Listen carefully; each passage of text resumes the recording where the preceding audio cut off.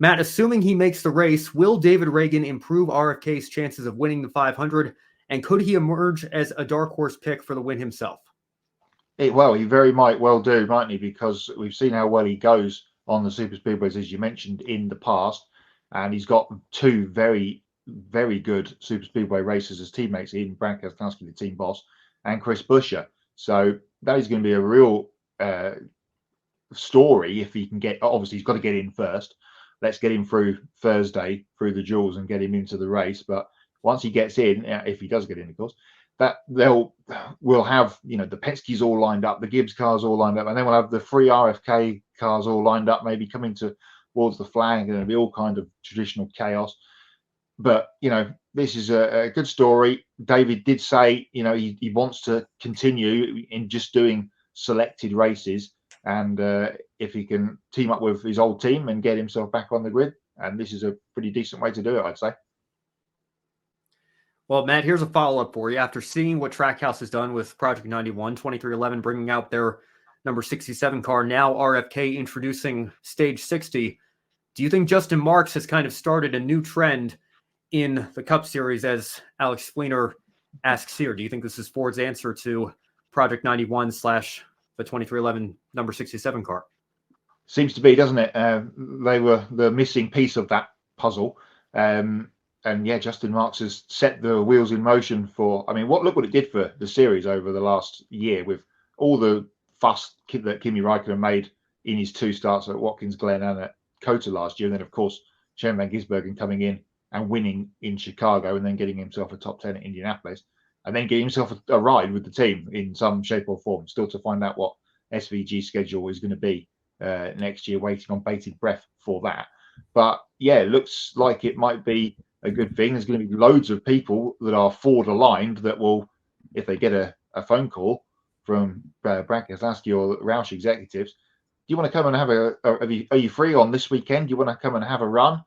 I'm sure a lot of people will be sticking their hand in the air and say, oh, yes, please, we'll have a bit of that. We know Cam Waters from the Supercars paddock was at Martinsville last spring for that race, checking it out. Ran a very cool-looking Ken Block livery to victory last weekend at Adelaide in the Adelaide 500. So he'll be looking to have a run. That's another Supercars guy, of course, with SVG and Brody Kostecki getting their runs last year. More Brody runs to be had as well next season. Maybe they can pull some of those guys from the World Endurance Championship who have got plenty of off weekends to come and have a run on some of the road courses. Joey Hand obviously will be potentially part of that, because he is one of those Ford World Endurance Championship drivers and has previous NASCAR experience. So it's going to be interesting to see who they can pull from all of their platforms around the world and just from inside North America, really, to see if they can bump people. Maybe they can bring some people out of the Xfinity Series, or some guys in the Truck Series that are a bit of a shining light but have got really nowhere to go potentially.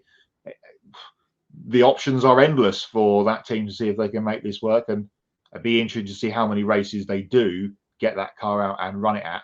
Because obviously we've only seen 4 or 5 now from the Project 91 stable over the last 18 months. Yeah, and I know some people said, we got a comment here from Adam Lemmeris as well, bring back Carl Edwards in the number 60 car for a race. That would be so cool. It certainly would be, but I think, people might not realize it's been 7 years. I mean, I know 2016 does not feel that long ago, but it's been 7 years since Carl Edwards stepped away. I feel like if we were having these talks in 2019, 2020, maybe after Ryan Newman got hurt at Daytona 500, maybe that would be an emergency call. Like, those conversations I get. I feel like at this point, it's very, very unlikely that Carl Edwards comes back to do a race. But then again, now that I think about it, Bill Lester came back a couple of years ago after, 14, 15 years away. So I suppose anything is possible. But, that would certainly get a lot of people talking. And to the point that I was about to bring up here, I know that some people were disappointed that David Ragan was the face behind the silhouette here of Machados and everything, and that it wasn't a bigger global motorsports star like Kimi Räikkönen and Shane Van Gisbergen are for Trackhouse, or like Travis Pastrana and Kamui Kobayashi were for 2311. But I think this is just the start of this program. They want to make it kind of their answer to that part-time entry that brings in big names. I'm just going to spitball here. Ford's supposed to be coming back into Formula One with Red Bull. 2026, 2027, does Brad Keselowski get on the phone and give Max Verstappen a call? I mean, how big would that be? And Bubba Wallace is talking about getting Lewis Hamilton in that number 67. I mean, I think the sky's the limit with these entries here. Just because David Ragan is not a household name in motorsports globally, he's still a great super speedway racer. To your point, Matt, I think he's going to be a threat to win the 500 if he can qualify with the car he's going to have. I'm very excited to see where this project goes. Sorry to cut you off, but yeah, I think it's going to be great. Perez will be looking for a ride by then, and he'll be a Ford engine still at Red Bull at that point. So maybe he can come in and be the next Mexican to come to NASCAR. Yeah, as I said, we both kind of said that the world is the Ford's oyster, really. Who can they, who's in the Rolodex? Yeah. What are you doing this weekend? Oh, nothing. Here's the keys. Yeah, and.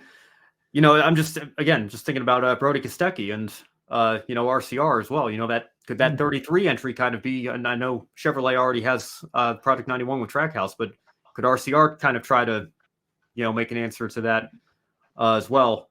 I think we have another comment from Matthew Owens here. That'd be wild. It's been 7 years since. Well, I think you can just imagine Rick Allen in his call there. We don't need to open up wounds there. I don't think. I will say though, his call when Jimmy took the checkered flag for his 7th title, I think that is still by a mile his best call during his NBC career. But yes, the crash with 10 to go that led to that moment. Yeah, certainly could have been a little bit better there.